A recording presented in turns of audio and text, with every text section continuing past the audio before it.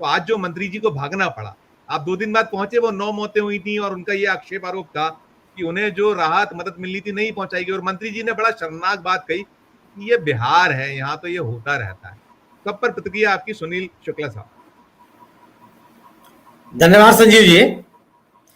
पहले भिंड की जो घटना आपने बताई, देखिए अगर आप किसी की प्रशासनिक अधिकारी के रूप में किसी के लिए यूज होंगे, आपने किसी के लिए टूल बनेंगे, तो फिर आपका इकबाल नहीं रहेगा। ये आपके नाम राशि कलेक्टर साहब जो हैं, अभी पिछले महीने में किस कंट्रोवर्सी में पड़े थे? ये एक परीक्षा केंद्र पर एक लड़के को कई चाटे उन्होंने मारे, और परीक्षा केंद्र किसका था? महेंद्र करकरे के ससुर का, माने विपक्ष के उप नेता के रिश्तेदार का वो कॉलेज था। आप किसके लिए काम कर रहे थे? आप याद कीजिए, इन्हीं संजीव श्रीवास्तव साहब को जबलपुर उच्च न्यायालय ने पीडब्ल्यूडी के एक मामले में किस तरह की टिप्पणी की? मुख्य सचिव से कहा था कि पर विचार किया जाना चाहिए कि यह व्यक्ति फील्ड में रहने लायक है कि नहीं है। ऐसा नहीं हो सकता कि अगर कोई प्रशासनिक अधिकारी ये रहे कि नहीं, जो अगर रेत की तस्करी नहीं होनी है तो नहीं होनी है, और उसके बाद कोई कर ले। अगर आपका रवैया पक्षपातपूर्ण होगा तो फिर आपका इकबाल नहीं बचेगा। लेकिन सवाल ये सुनिए, मैं बीच में टोक रहा हूँ, माफी चाहता हूँ, मेरे कोई नाम उससे वो है सिंपल। ये मैं चोर है तो हटा क्यों नहीं रही सरकार? ये मामला मैं आपसे कर रहा हूं। सरकार की अभी तो मैंने संजीव श्रीवास्तव के बारे में आपसे बात की, जो इकबाल की बात की गई। दूसरी चीज है कि ये आप मध्य प्रदेश में आप देख लीजिए ना क्या स्थिति है। मध्य प्रदेश में अधिकांश जिलों में जो प्रांतीय सेवा के प्रोन्नत प्राप्त अधिकारी हैं, उनको जिलाधिकारी के रूप में तैनात किया गया, और ये प्रवृत्ति बन गई है।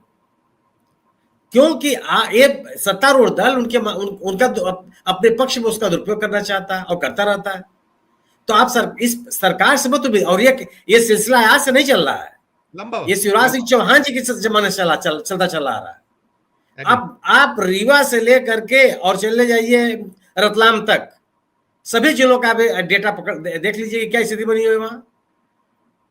ये केवल और ये जो तंत्र का पूरा तंत्र है, वह भारतीय जनता पार्टी का एक सेल बन के काम करने लगा है।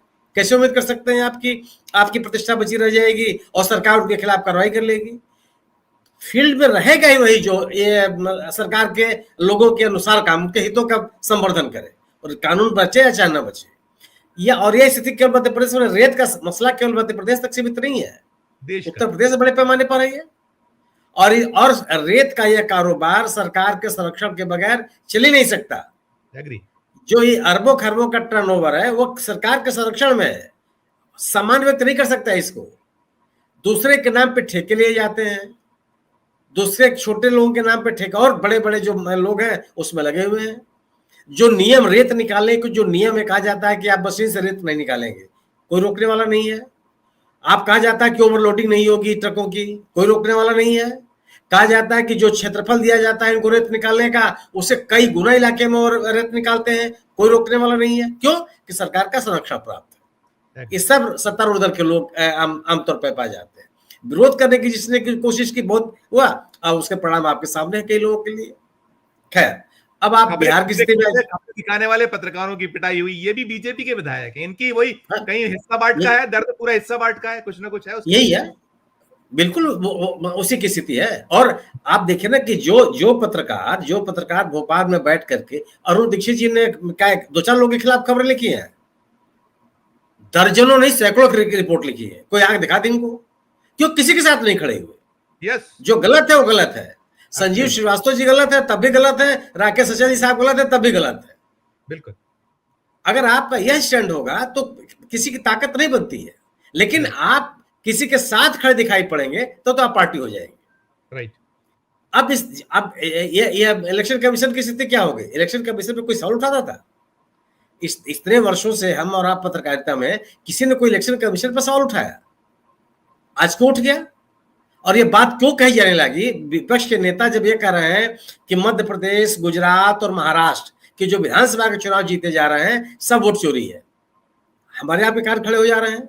कि जब आपने एक तरीका बना लिया बड़े पैमानों पर लोगों का वोट काटने और अपने समर्थकों का नाम शामिल करने, यह बात बाकायदे डेटा के रूप में सामने आने लगी, तो इलेक्शन कमीशन की आलोचना नहीं होगी। इलेक्शन कमीशन के लोगों के प्रति किस तरह का सम्मान राजनीतिक दलों में और आम आदमी में रही है, इसको हमने भी आंख से देखा और आपने भी देखा होगा। देखा है सर। आज जब ये आरोप लग रहे हैं और इस आरोप के बारे में आप चुप हैं, आप इस तरह के बहाने ढूंढ रहे हैं कि इन आरोपों के बारे में कोई सफाई आपको न देनी पड़े, तो सवाल तो आपको लेके खड़े होंगे। आज जब जो सवाल उठ रहा है कि 56 लाख की संख्या सामान्य होती है, छोटी मोटी संख्या तो नहीं, 65 लाख की संख्या सामान्य है। और अगर यह आंकड़े आपको बताया जा रहे हैं कि उतने लोगों का नाम काट दो कि जीत की गुंजाइश ही खत्म हो जाए। अभी 14-15 मैं अखबार में पढ़ रहा था कि पटना जिले के विधानसभा क्षेत्र भी है, इतने नाम काट लिए गए कि वहां पे जो विपक्ष का वोट का प्रतिशत है वो बहुत नीचे चला जाएगा। हालांकि सभी जहां पे नाम काटे गए हैं वहां पे सभी 18 सीटों का जो डिटेल है उसमें सब जगह एनडीए जीती है, बीजेपी या उसके सहयोगी दल जीते हैं, और वहां वोट और काट दिए गए क्योंकि जीत का अंतर बहुत कम था।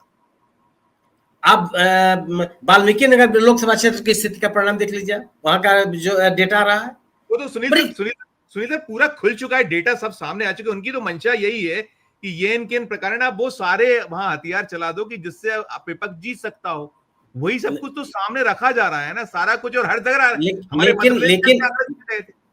लेकिन संजीव जी ये चलने वाला नहीं है। इसलिए नहीं चलने वाला कि विपक्ष ने इस घटना को बहुत व्यापक वैचारिक आधार दे दिया, कर दिया।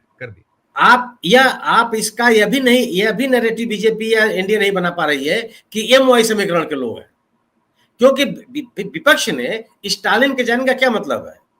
स्टालिन एमवाई समीकरण के तो व्यक्ति नहीं है। वो एक ऐसा वैचारिक आधार दे दिया कि आपका वोट के अधिकार छीना जाना, आपको लोकतांत्रिक अधिकारों से वंचित किया जाना, भारतीय नागरिक के रूप में आपकी मान्यता को समाप्त किया जाना, और जो सरकार की विभिन्न योजनाएं हैं उनसे वंचित किए जाने का यह प्रयास है। और यह जनादेश हासिल करने की कोशिश नहीं है, जनादेश बनाने का प्रयास है। और इसमें सभी वर्गों के लोग शामिल हो गए।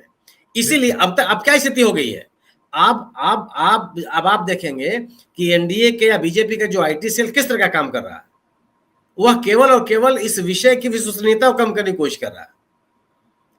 क्यों किया? इतना वैचारिक आधार इसका हो गया। आप मुजफ्फरपुर की जो एक रैली है, दो मुख्यमंत्री वहां मौजूद हैं, दोनों साउथ से आते हैं, एक तमिलनाडु के और एक तेलंगाना के।